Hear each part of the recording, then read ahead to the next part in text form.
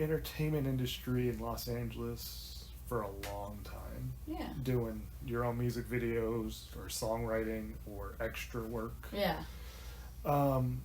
What has your experience been like as a woman? Mm-hmm. You know, because in entertainment, men and women have different experiences. Oh, yeah. So what has your experience been like as a woman? What do you know now that you wish you knew in the beginning? And what advice would you give women wanting to get started in entertainment? Well, I've always been a pretty sure of myself person when it comes to my sexuality. Like, I know there are things I don't want to show and things I don't want to be and things I do. And the industry definitely kind of pulled me apart very quickly because I was introduced to it at 16, and then it was kind of scary. And then very much a lot of the stories that you hear from why the Me Too movement started are a lot of my same like situations where but I was always someone that was like, I'm not doing it, I'm not working with you, I'm not doing it, nope, screw it, I don't care who you are.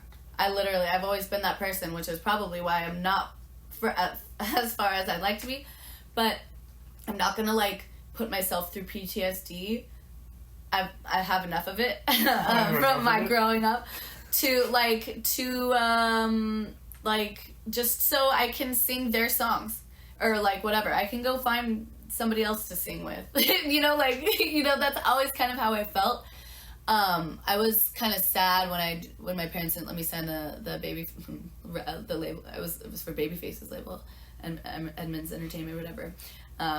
They didn't let me sign it, and I was like kind of mad about it. But I was like, dude, I've already bet. Like, I'd have been around a bunch of older dudes. It would have been so awkward. They were trying to fly me to Japan. Like, what do I think? What else would happen? What do you think would happen? Probably would happen. I'd come back all 17 at that. I was 16 or 17. I think it was like around 17 because I had made the demo at 16. We showed it to people. They had played it around, and it was around that time.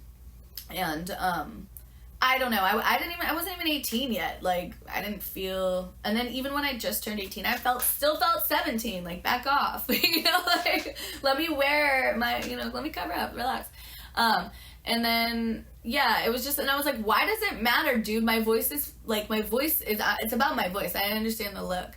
But, luckily the industry started, like, changing, and it didn't much so, the image, what people thought was beautiful started changing. And that was probably the best thing that could have happened to the industry. Because not everybody who sings is pretty, and not everybody that's pretty can sing well. And ain't that the truth? Ain't that the truth?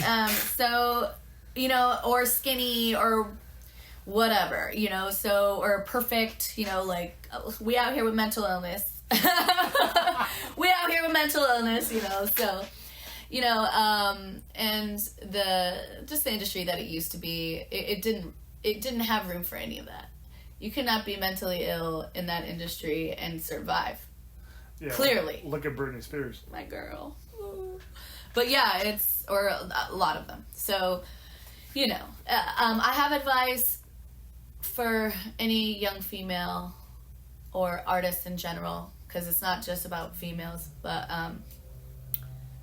don't let anyone change you unless you feel it's for the better.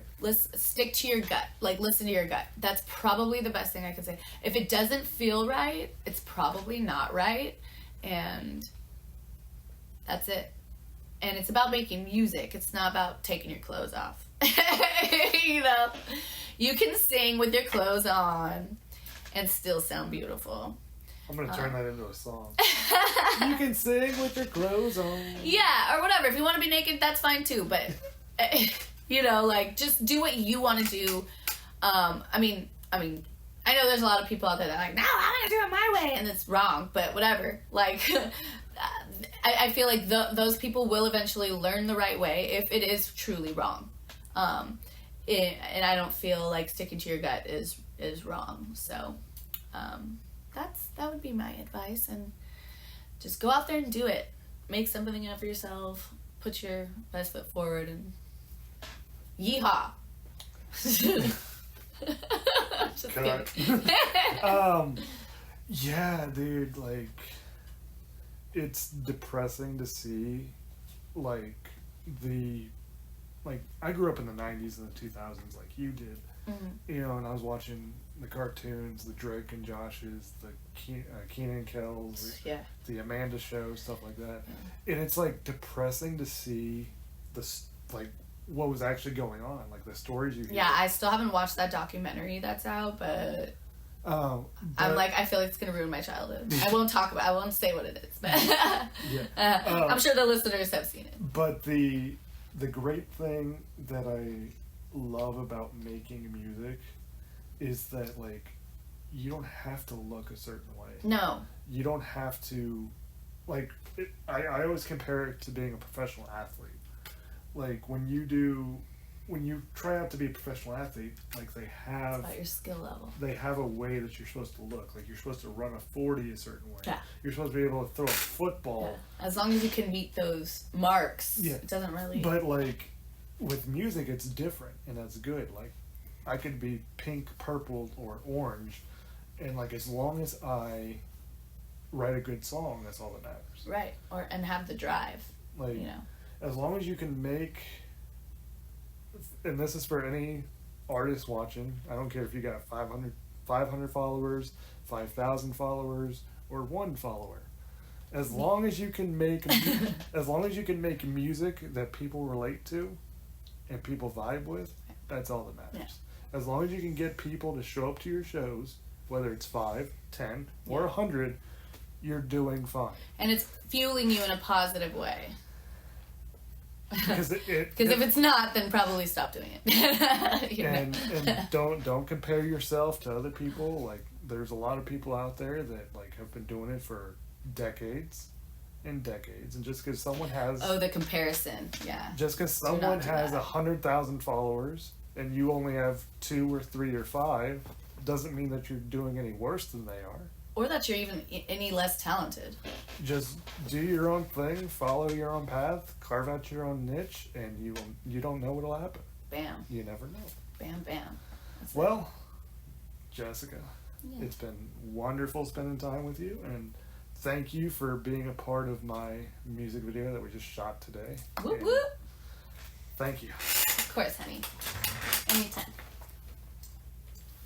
Oh, and if anyone watching this video wants to follow you on social media, where could they find you? Yes, I'm on Instagram at RaeMoreMusic. I'm sure he'll put a link or whatever. Maybe.